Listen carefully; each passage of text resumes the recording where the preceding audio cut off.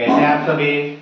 आज हम लोग जो है इतिहास से संबंधित जानकारी लेंगे और उसमें भी जैसे इसके पहले हम लोगों ने भारत के सिंधु घाटी सभ्यता बात करें, वैदिक सभ्यता की बात करें या ऋग्वैदिक काल की बात करें या उसके बाद जो है हम लोग उत्तर वैदिक काल के बारे में बात करें, ये सभी के बारे में हम लोगों ने जानकारी ले ली है।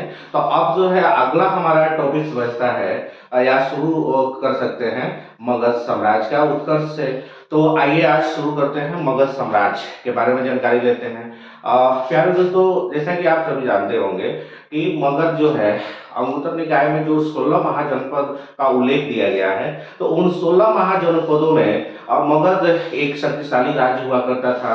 और उसमें भी जो है अगर हम बात करें तो उस समय के जो सबसे शक्तिशाली जो राज्य हुआ करते थे उसके आसपास के, बात करें कौशल राज्य की, बात करें अवंती राज्य की, बात करें वत्स राज्य की, तो ये सभी शक्तिशाली राज्य हुआ करते थे। बाद में जो है इन सभी राज्यों को मगध ने अपने में मिला लिया और एक और भी शक्तिशाली राज्य के रूप में उभरा। तो आइए इसको जो है विस्तार से जानकारी लेते हैं।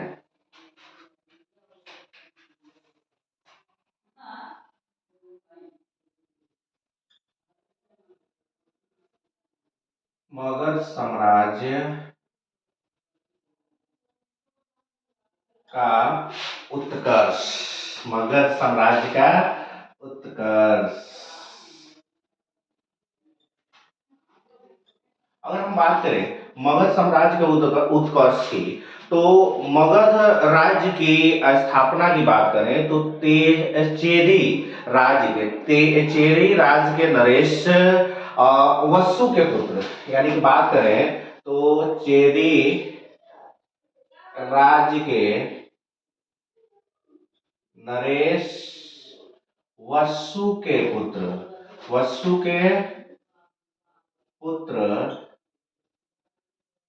बृहद्रथ ने मगध राज्य की स्थापना की थी।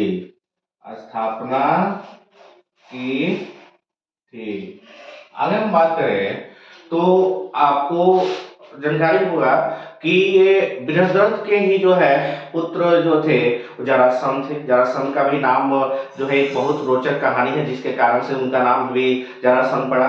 चलिए पहले जो है और आगे देखते हैं। तो मगध की जब स्थापना बृहद्रथ ने की तो उस समय मगध की राजधानी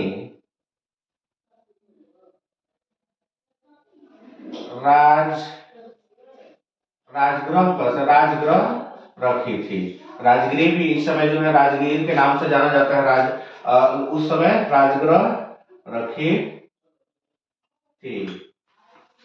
अब बात करते हैं इसके बाद जो है बृहद्रथ के बाद जो है इनका जो है पुत्र था जरासंध। जरासंध का नाम आता है। जरासंध जो नाम पड़ा था ये भी एक रहस्य नाम था और इसकी बात करें तो ये दो नामों से, यानी कि जरा प्लस संध, यानी कि अगर इसकी कहानी की हम बात करें तो महाभारत काल में, क्योंकि अभी आपको मैंने बताया कि ये जो जरासंध थे ये भगवान श्री कृष्ण के जो है समकालीन थे और उनके बीच में जो है, यानी कि भगवान श्री कृष्ण की बात करें और जरासंध की बात करें तो दोनों में जो है आपसी जो है बनती नहीं थी और बहुत सारी जो है इनके बीच जो है लड़ाइयाँ भी हुई। और बात करें इसमें जरासंध के नाम की तो बृहद्रथ के, यानी कि जो मगध के जो राजा थे बृहद्रथ, उनकी दो रानियां थी, यानी कि दोनों रानियां को कोई संतान नहीं था। तो फिर जो है इन लोगों ने जो है अपने जो आसपास के जो ऋषि होते हैं, क्योंकि उस समय जो है ऋषियों का बहुत आदर होता था, तो ये अपने ऋषि को बुलाया और ऋषि को बुला करके उन्होंने कहा कि मुझे संतान प्राप्ति की इच्छा है।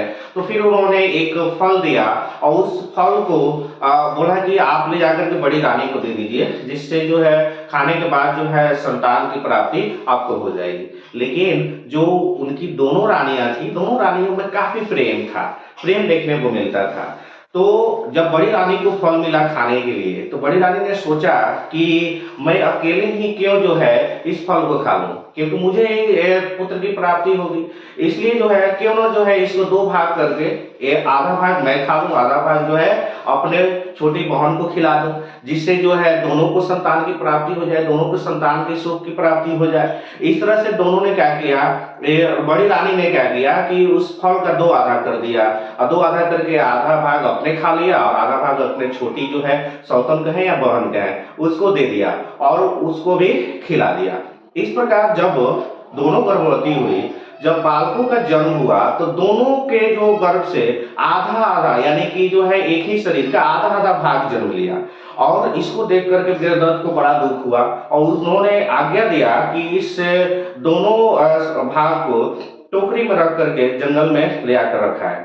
तो इस प्रकार जब दासियां ले जाकर के जंगल में रख करके आई तो उसी समय यानी कि उस रात को क्या हुआ कि एक जारा नामक राक्षसी उस रास्ते से गुजर रही थी और उसने क्या किया कि इस रोता हुआ बालक को ले गई अपने गुफा में और मंत्र तंत्र विद्या से इस दोनों भागों को जोड़ दिया। और जोड़ने के बाद जो है ये एक जो है एक शरीर बना दिया और फिर जोड़ करके अपने यानी कि पास के राजा यानी वीरदत्त को ला करके दे दिया। तो इसी कारण से अभी मैंने बताया कि ये ज्यादा नामक राक्षसी ने क्या किया था कि इनके शरीर को जोड़ा हुआ था, दोनों भागों को जोड़ा हुआ था। इसलिए और संध का मतलब ही होता है जोड़ना, तो इसलिए जारा संध यानी कि जारा नामक राक्षसी ने इनके शरीर के दो भागों को जोड़ा था, इसलिए इनका नाम ही क्या पड़ गया था, जरासंध पड़ गया था। बाद में और भी रोचक कहानियां हैं, क्योंकि बाद में जो है जरासंध को भीम ने मार दिया।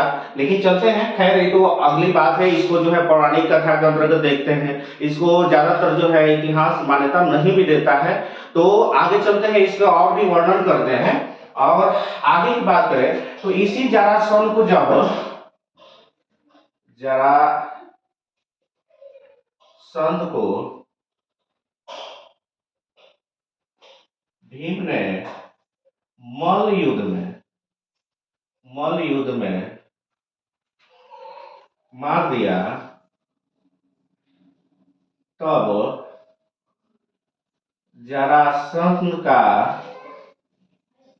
पुत्र सुखदेव मगध की गद्दी पर बैठा, मगध की गद्दी पर बैठा। आगे हम बात करें तो इसके बाद जो है और भी जो है देखने को मिलता है कि और भी जो है इसके बीच में जो है राजा हुए मगध के, लेकिन जो है बीच में गैप है जिसकी जानकारी हम लोगों को प्राप्त नहीं हो पाती है। तो अगर हम देखें तो आगे जो है इसी से संबंधित अगर हम देखें तो मगध राज्य की जो स्थापना हुई थी वह राजगिरी यानी जो राजधानी थी, राजगिरी इसकी जो राजधानी थी वो 5 पहाड़ियों से घिरी हुई थी। और आगे हम देखें तो इस वंश में कुल 10 राजा हुए, इस वंश में कुल 10 राजा हुए। अब ये 10 राजा की बात किया जाए तो हरिवंश की एक जो है कथा है, हरिवंश के अनुसार अगर हम देखें, हरिवंश के अनुसार जरासंध ने अपने आसपास के लगभग राज्यों को जीत लिया था। हरिवंश के अनुसार जरासंध ने बहुत से राज्यों को जीत लिया था। इसमें अगर हम बात करें ये कौन कौन से राज थे, तो कौशल था, विदेह था, अंग था, चेदी था, कश्मीर का भी क्षेत्र देखने को मिलता है, पांडे था। ये ऐसे ऐसे राज्यों को उसने क्या कर लिया था, विजिट कर लिया था, जीत लिया था। और उसके बाद हम देखें तो अभी हमने बताया कि वीरदत्त के समय भी जो है जरासंध जो है राजधानी की बात किया था, राजगृह थी। जो जरासंध के समय भी जरासंध के समय भी राजगृह ही राजधानी थी। राजगृह ही राजधानी थी। आगे हम बात करें तो जरासंध ने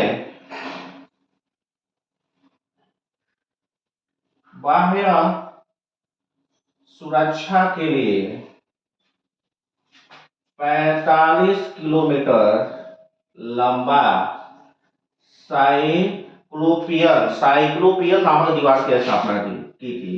साइक्लोपियन नामक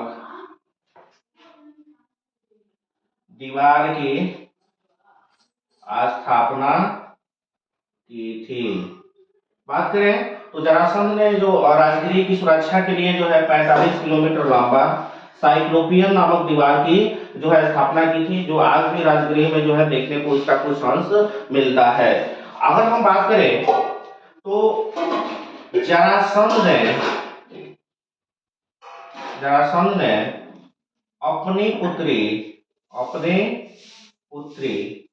अस्ति तथा प्राप्ति की शादी मथुरा के राजा कंस से किया था। और यही कारण बना था भगवान श्री कृष्ण के, भगवान श्री कृष्ण ने कंस को मार दिया, जिसके कारण से जो है यह युद्ध का कारण बना जरासंध और भगवान श्री कृष्ण के बीच का। आगे हम बात करें तो इस मगध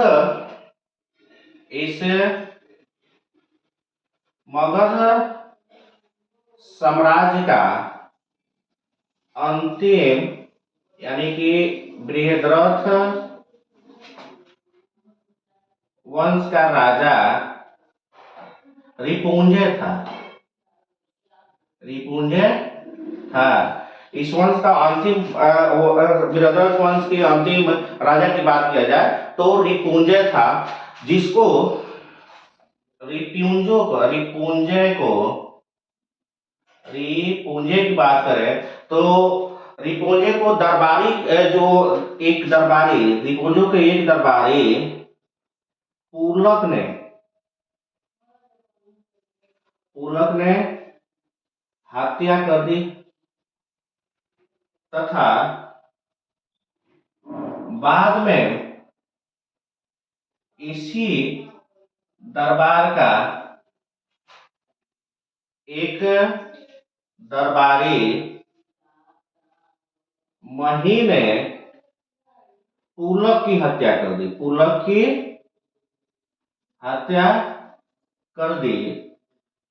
और अपने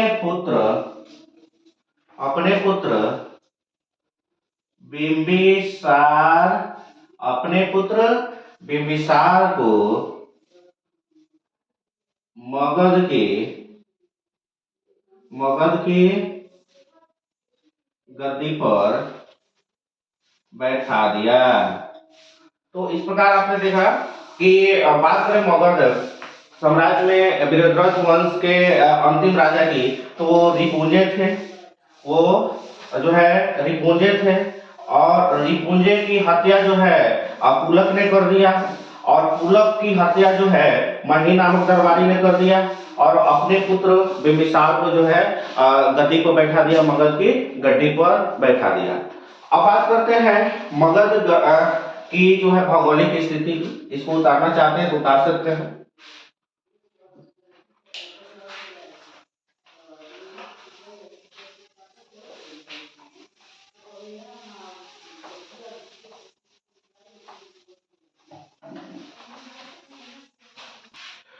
अब बात करते हैं मगध की भौगोलिक स्थिति की। तो सबसे पहले मगध की भौगोलिक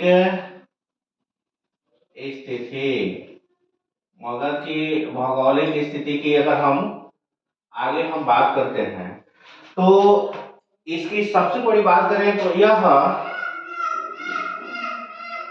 दक्षिणी बिहार के अंतर्गत आता था आता था। वर्तमान में गया, पटना तथा नालंदा जिला इसके अंतर्गत आता है। हम बात करें अगर भौगोलिक स्थिति की पहला स्टेज की, तो यह दक्षिणी बिहार में पड़ता है और इसके अंतर्गत बात करें कौन कौन से वर्तमान जिला आते थे, तो गया, पटना और नालंदा जिला जो है इसके अंतर्गत आते थे। और इसके जो है बनावट की बात किया जाए तो अगर हम देखें तो मगध की सीमा उत्तर में, मगध की सीमा उत्तर में गंगा नदी की ओर, गंगा नदी तक तथा अगर हम अगला बात करें दक्षिण में विंध्य पर्वत तक।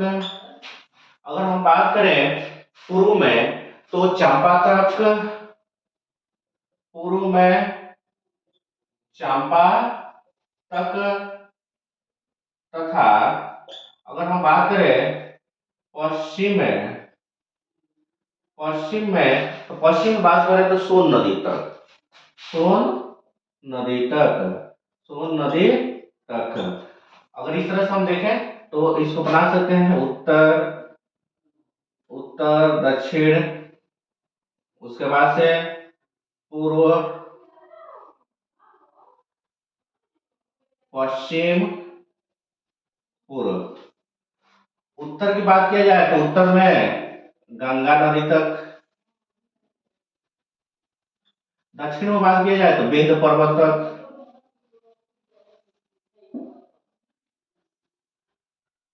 अगर पश्चिम में बात किया जाए तो सोन नदी तक।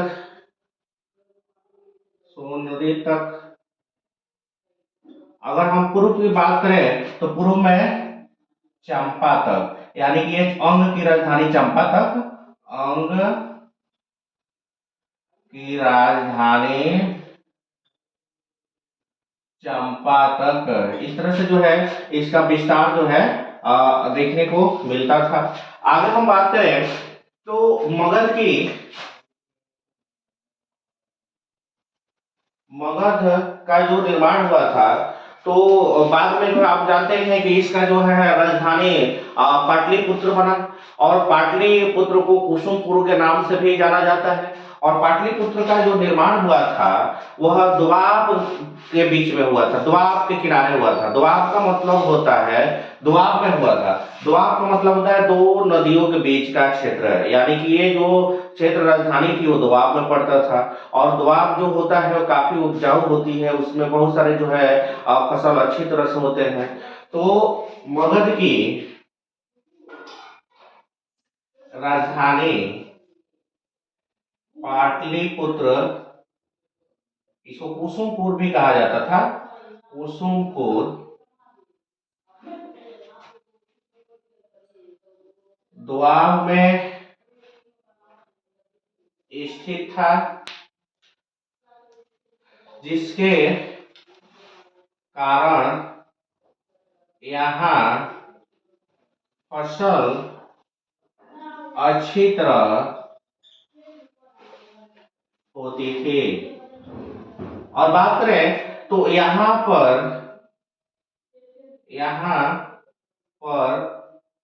लोहे के खदान भी मिलते थे, जिससे कि लोहे खदान मिलते थे और उसी लोहे के खदानों से जो है कृषि संबंधित औजार बनाए जाते थे, जिससे कृषि संबंधी कार्यों में काफी जो है सफलता मिलती थी। अगर बात करें तो दो ओर से, अगर राजधानी की बात किया जाए तो दो ओर से नदी थी, एक ओर से सोन नदी, दूसरे ओर से गंगा नदी, और तीसरे ओर से जो है जंगल हुआ करता था। अगर बात करें, एक ओर जो है सोन नदी और दूसरे ओर जो है गंगा नदी। इधर आपका सोन हो गया, इधर गंगा हो गया, और फिर जो है इधर की तरफ जो है जंगल होता था, जंगल का क्षेत्र होता था।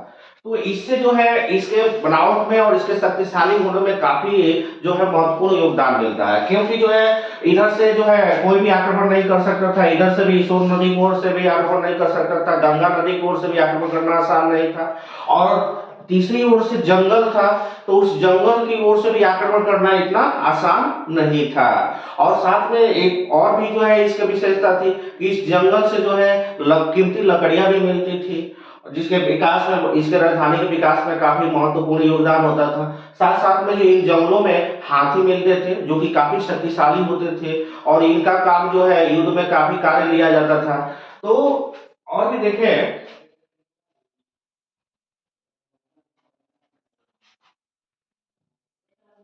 मगध की राजधानी पाटलिपुत्र, पाटलिपुत्र के दो ओर से नदियां, यानी कि गंगा प्लस सोन थी, और तीसरी ओर से विशाल जंगल था, विशाल जंगल था, जो इसको सुरक्षा प्रदान करते थे। जो इसके जो है सुरक्षा की बात करें तो सुरक्षा प्रदान करते थे। आगे हम बात करें तो बाद में जो है और भी इसका विस्तार हुआ। विस्तार होने का मतलब है कि मगध के शासक की बात करें, मगध के शासक, इसमें देखा जाए मगध के शासक बिंबिसार ने वर्ष कौशल तथा अवंती को भी मगध में, यहाँ पे बिंबिसार की जगह पर हर्यक वंश के शासक ठीक रहेगा, हर्यक वंश के शासकों ने ये वर्ष कौशल और अवंती को भी मगध में मिला लिया। यहाँ पे देखेंगे, यानी कि और भी इससे जो है इसका विस्तार हुआ, और भी उत्तर पूर्व में और उत्तर पश्चिम में भी इसका जो है विस्तार देखने को मिलता है। आगे हम देखते हैं, इसको उतार सकते हैं आप लोग। आगे फिर जो है मगध की जो है, अगर हम देखें प्रमाणित राजा और जो है प्रथम जो है संस्थापक की बात किया जाए अगर प्रमाणित रूप से, तो बिंबिसार की बात आई है, तो बिंबिसार के बारे में जानकारी लेंगे। पहले इसको उतार सकते हैं आप लोग। अब हम बात करते हैं मगध साम्राज्य का जो है वास्तविक संस्थापक की थी। तो वास्तविक संस्थापक जो है बिंबिसार को ही माना जाता है। तो सबसे पहले जो है मगध का के प्रमुख राज्यों की बात करते हैं। मगध के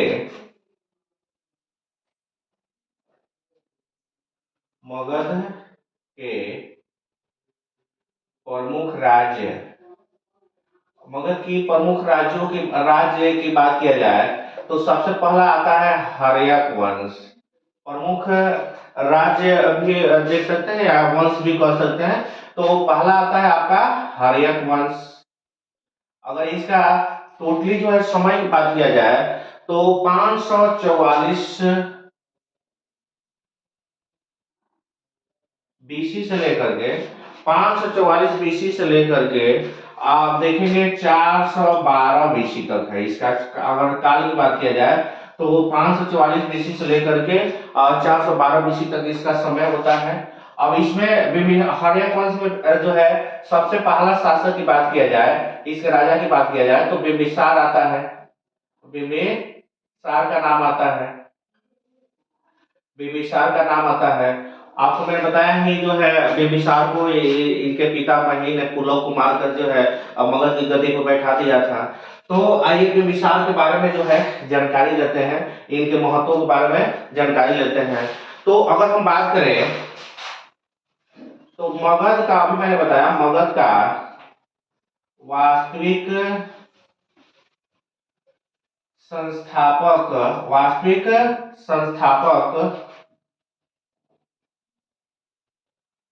बिंबिसार को माना जाता है। अगर हम बात करें वास्तविक संस्थापक की, तो मगध का वास्तविक संस्थापक बिंबिसार को ही माना जाता है। बिंबिसार मगध की गद्दी पर 15 वर्ष की अवस्था में बैठा था, अगर हम बात करें तो बिंबिसार ने, अगला बात करें, बिंबिसार ने कुल 52 वर्षों तक मगध पर शासन किया।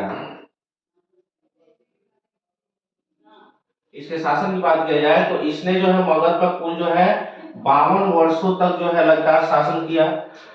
अगर हम बात करें जैन साहित्य की, तो जैन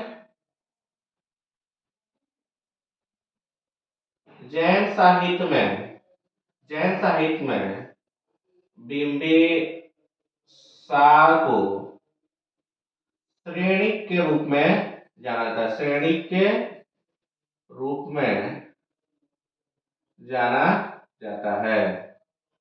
श्रेणिक मतलब होता है ऊंचा, श्रेणिक के रूप में जाना जाता है।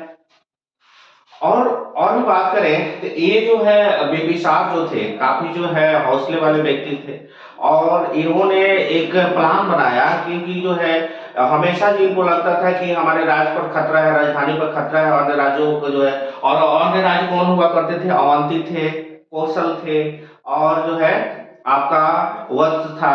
तो इन राज्यों से इनको हमेशा डर लगी रहती थी, क्योंकि अंगुत्तर निकाय में जो 16 महाजनपदों का उल्लेख किया गया उसमें तो सबसे शक्तिशाली तो मगध था ही, लेकिन इसके साथ साथ जो इसके प्रतिद्वंदी की बात किया जाए तो ये तीनों राज्य हुआ करते थे, और इनसे जो है हमेशा जो है शत्रुता बनी रहती थी। तो हमेशा इनको डर लगा रहता था कि जो है ये जो हमारे ऊपर ये लोग जो है आक्रमण कर ही देंगे। इसलिए इन्होंने एक प्लान बनाया, और वो प्लान भी क्या था कि वैवाहिक स्थिति थी। इन्होंने सोचा कि क्यों ना जो हम विवाह करें, आसपास के राज्यों से जो है पड़ोसी राज्यों से विवाह कर लें, और विवाह हो जाएगा तो ससुराल के लोगों के द्वारा जो है सहायता भी मिलेगी, साथ साथ ये लोग जो है हमारे ऊपर आक्रमण भी कभी नहीं कर पाएंगे। तो इसलिए उसने अपने वैवाहिक संबंध स्थापित किया। तो चलिए वैवाहिक संबंध के बारे में जानकारी लेते हैं। सबसे पहले बात करें वैवाहिक संबंध की, बिंबिसार के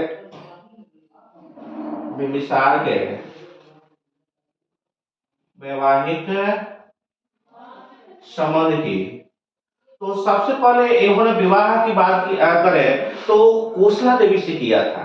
इन्होंने प्रथम विवाह या प्रथम पत्नी कोसला देवी थी, कोसला देवी। अगर इनकी बात किया जाए तो ये कौशल नरेश की पुत्री तथा प्रसेनजीत की बहन थी। अगला, अगर हम बात करें अगला यानी कि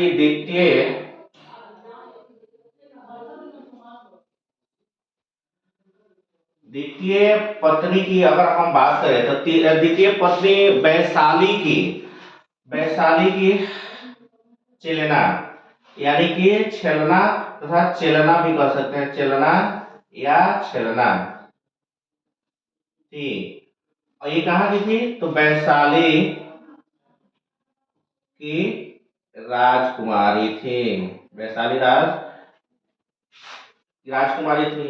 अगले अगर हम बात करें तो तृतीय पत्नी की तृतीय पत्नी की बात करें तो ये क्षेमा थी।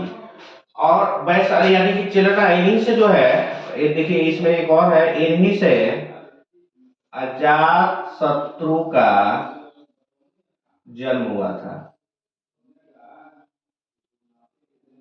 यानी कि इसी चलना से जो है आपका अजात शत्रु का जन्म हुआ था, जो कि बाद में जो है मगध की गद्दी पर बैठे। आगे हम देखते हैं तृतीय पत्नी की बात किया जाए तो क्षेमा थी। तृतीय पत्नी क्षेमा जो पंजाब के मद्र नरेश की पुत्री थी। इस प्रकार हम देखें तो ये जब कोसला देवी से बिंबिसार ने विवाह किया था तो विवाह के रूप में यानी कि दहेज के रूप में कह सकते हैं, या इसी तरह से खुशी के रूप में जो है इनको जो है वैशाली जो है मिल गई थी। वैशाली दहेज के रूप में कहे तो मिल गई थी। आगे हम बात करें तो बिंबिसार ने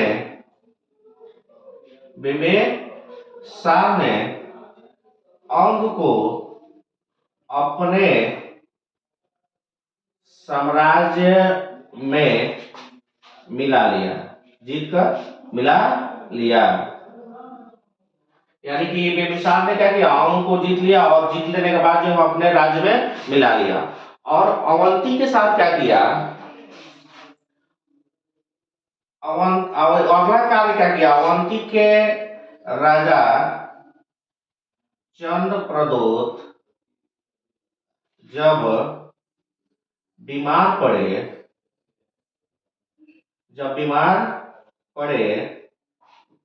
तब अपने राजवैद जीवक को अवंती भेज दिया चंद्र प्रदोत के इलाज के लिए, तथा चंद्र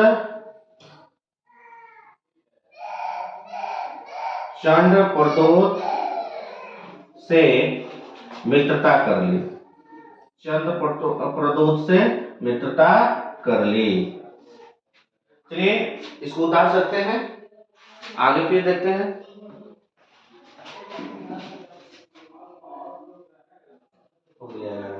आगे हम बात करते हैं इसी बिंबिसार को जो है इन्हीं का लड़का अजातशत्रु ने मार दिया। इसके लिए भी जो है एक बहुत ही रोचक कहानी है।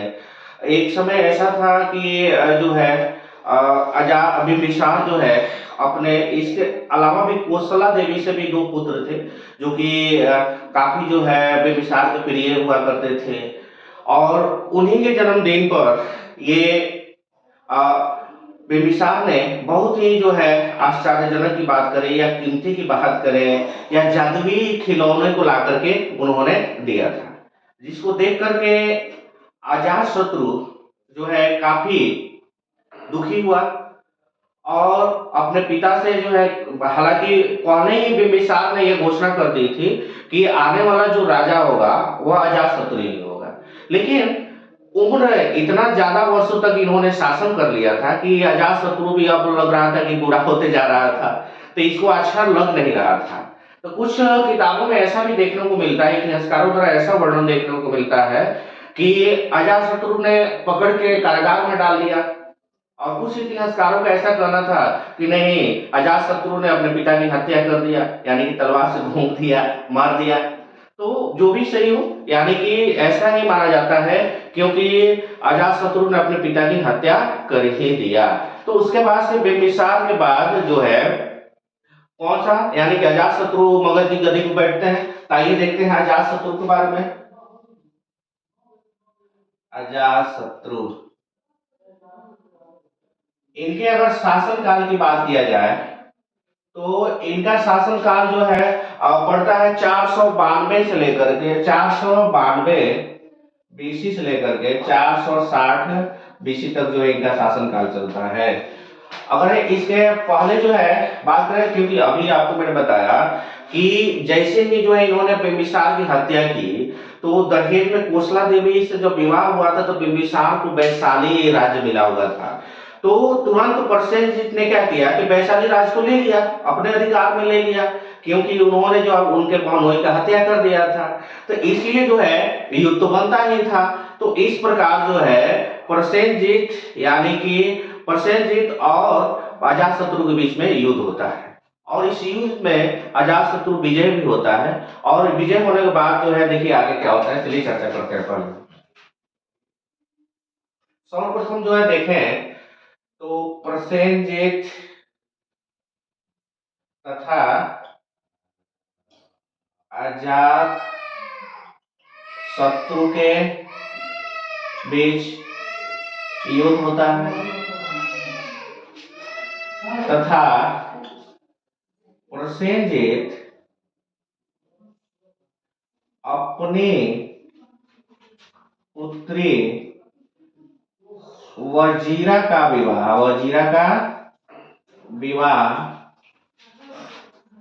अजात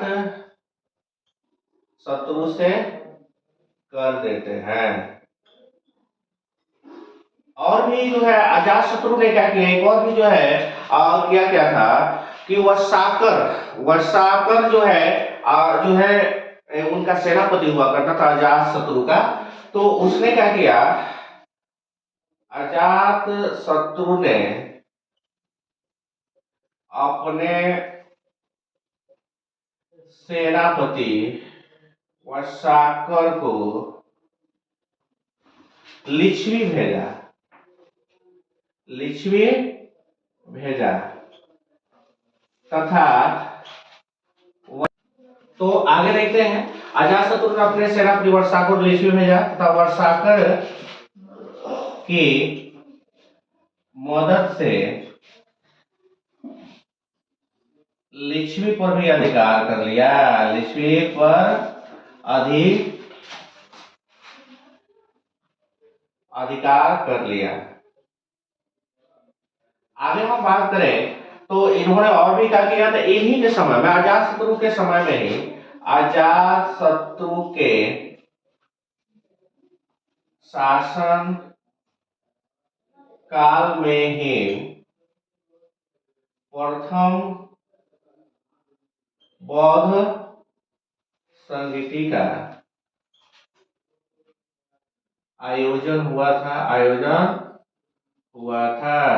यानी इन्हीं के समय में जो है प्रथम बौद्ध संगीति का जो है आयोजन हुआ था अजातशत्रु के शासनकाल में ही। अगर अगला और ये कौन से गुफा में हुआ था सप्तपर्णी गुफा में। कौन सी गुफा में आपसे कोई पूछे तो क्या बताएंगे, सप्तपर्णी गुफा बताएंगे। सप्तपर्णी गुफा में जो है ये हुआ था। अगला हम अगर इसकी बात करें तो इनका जो है टोटल शासन की बात करें तो अजातशत्रु ने कुल 32 वर्षों तक शासन किया। ये जो है इन्होंने केवल जो है 32 वर्षों तक ही शासन किया। उसके बाद से इन्हीं के पुत्र जो है उदय ने इनकी हत्या कर दिया। फिर जो है अजातशत्रु की हत्या किसने की, अजातशत्रु की हत्या इनके ही पुत्र उदयन ने कर दी। इस प्रकार हम देखेंगे तो हर्यक वंश को पितृहंता वंश के नाम से जाना जाता है। पितृहंता वंश के नाम से जाना जाता है। पितृहंता वंश के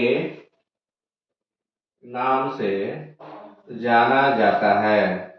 इसका मतलब है कि और जितने भी इस जो है वंश में राजा हुए, सभी ने क्या किया जी, अपने पिता की हत्या करके जो है राजा बना, इसलिए पितृहंता वंश के नाम से भी इसको जाना जाता है। अगला राजा की बात करें तो उदयन।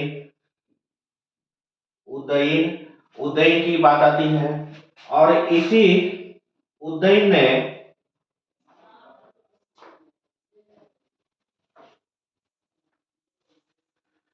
इसी उदयन यानी कि जितने भी राजा, इससे पहले जो राजा होते थे, ये सभी के समय जो है मगध की जो राजधानी थी वो राजगृह थी। लेकिन उदयन ने क्या किया, उदयन ने ही राजगृह से पाटलिपुत्र नामक एक शहर बसाया, राजधानी बनाई, उसको कुसुमपुर के नाम से भी जाना जाता है।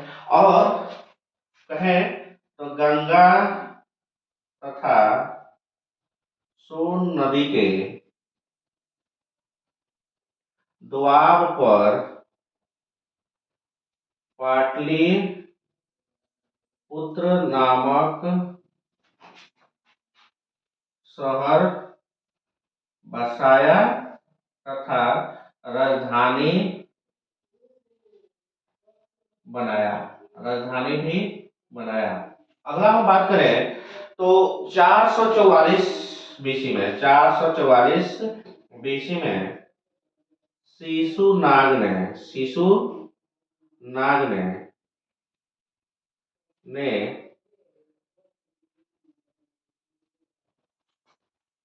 शिशुनाग ने हर्यक वंश के अंतिम राजा की हत्या कर शिशुनाग वंश की स्थापना की। इस प्रकार जो है हर्यक वंश जिसका बात करें शुरुआती दौर था 544 बीसी से शुरू होकर के 444 बीसी तक चला, उसके बाद जो हर्यक वंश समाप्त ही हो गया। तो आज के वीडियो में सिर्फ इतना ही, अगले टॉपिक्स अगले वीडियो में हम देखेंगे। तब तक के लिए नमस्कार, सत श्री अकाल। आप लोग मेरे वीडियो को जरूर सब्सक्राइब करें और कम से कम 5 मिनट जरूर देखें, लाइक करें, शेयर करें। Thank you.